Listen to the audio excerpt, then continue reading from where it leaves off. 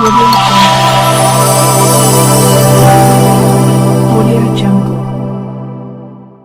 నమస్తే, welcome to Sagar TV. నేను మీ గోవా సాగర్. ప్రభుత్వం నిర్దేశించిన ఇండ్ల నమూనా ప్రకారం లబ్ధిదారులు ఇల్లు నిర్మించుకోవాలని జగిత్యాల జిల్లా కలెక్టర్ బి సత్యప్రసాద్ అన్నారు. మంగళవారం రోజున ఇబ్రహీంపట్నం మండలం ఎర్రపూర్ గ్రామం, ఎర్రపూర్ తండా మరియు కథలాపూర్ మండల పోసానిపేట్ గ్రామంలోని ఇందిరమ్మ ఇండ్ల లబ్ధిదారుల యొక్క స్థలాలను సంబంధిత అధికారులతో కలిసి పరిశీలించారు.